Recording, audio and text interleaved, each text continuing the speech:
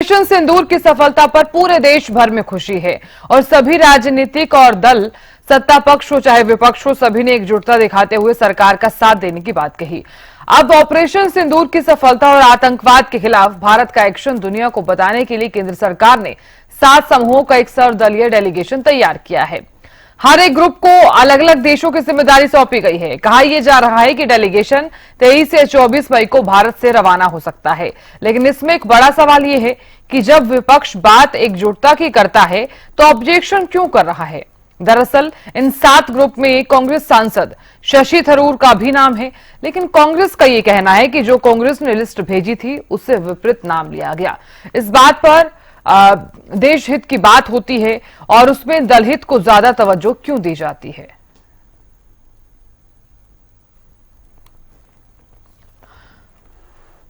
और खबर पर ज्यादा जानकारी और बातचीत करने के लिए हमारी संवाददाता अपराजिता श्री जुड़ गई हैं। अपराजिता, देखिए क्योंकि लगातार जिस खबर पर हम बने हुए हैं, ऑपरेशन सिंदूर की सफलता तो हमें मिली और पूरे देश में इसकी खुशी भी है, लेकिन अब बात यहां पर यह हो रही है कि जो यहां पर जो नेता जो यहां पर रवाना होने वाले हैं, विपक्ष एकजुटता की बात तो लगातार कर रहा है और लेकिन ऑब्जेक्शन भी करता हुआ नजर आ रहा है। 7 ग्रुप में कांग्रेस सांसद जो शशि थरूर है उनका भी नाम है, लेकिन कांग्रेस अब ये कह रही है कि कांग्रेस ने जो लिस्ट भेजी थी उससे विपरीत ही नाम लिया गया है।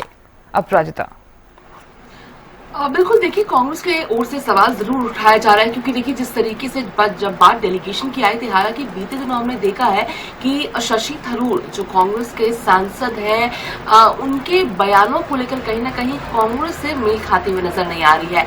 हालांकि सवाल भी जब उठाया गया था, यानी जब सीडब्ल्यूसी की मीटिंग के बाद जब प्रेस कॉन्फ्रेंस भी हुआ था, तब भी उठाया गया था सवाल कि शशि थरूर के बयानों को किस तरीके से देखा जाता है, जिसको लेकर जवाब दिया गया था कि ये उनके पर्सनल जो भी उनके विचार हैं।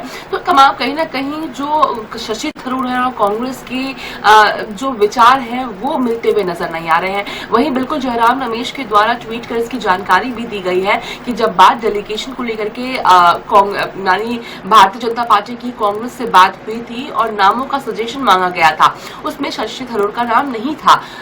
अब चूंकि जब बात आती है 7 देशों में जब 7 डेलीगेशन को हेड किया जाएगा, उनमें से एक कांग्रेस का नाम होता है और केवल एक कांग्रेस का नाम होता है, यानी भारतीय जनता पार्टी की तरफ से 2 है, कांग्रेस की तरफ से 1 है, उसमें से भी शशि थरूर है। तो इसको लेकर ऑब्जेक्शन उठाया जा रहा है कि आखिर अगर अपना ही विचार भारतीय जनता पार्टी को रखना था तो फिर हमसे जो विचार है, सुझाव है, वो क्यों लिए गए हैं। इन चीजों पर सवाल उठाया जा रहा है। हालांकि शशि थरूर बेहद ही प्रसन्न इस बात से नजर आ रहे हैं। वही ट्वीट कर की जानकारी भी दी है कि मैं बहुत ही गौरवान्वित महसूस कर रहा हूँ जिस तरीके से मुझे ये जिम्मेदारी दी गई है। और देखिए बिल्कुल, हालांकि भारतीय जनता पार्टी की अगर हम बात करते हैं तो भारतीय जनता पार्टी की तरफ से 2 हैं। इसके साथ साथ अगर बाकी पार्टियों की हम बात करते हैं तो डीएमके से भी 1 है, यानी कनिमोजी करुणानिधि।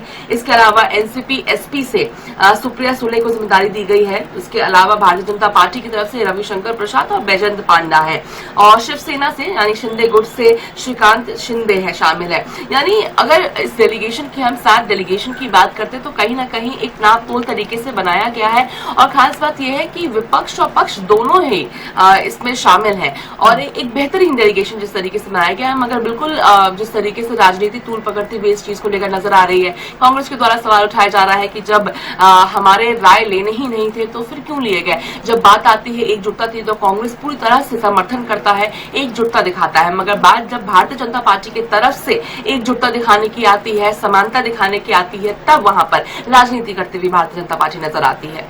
जी बिल्कुल। अब प्राजिता, देखिए हालांकि क्योंकि हम इस खबर पर लगातार नजर भी बनाए हुए हैं और क्योंकि जो भारत का सर्वदलीय डेलीगेशन है उसमें ये भी हमारा माना जा रहा है कि दुनिया को एक कड़ा संदेश भी जाएगा कि हम एकजुट हैं, और लेकिन कांग्रेस लगातार सवाल खड़े कर रही है।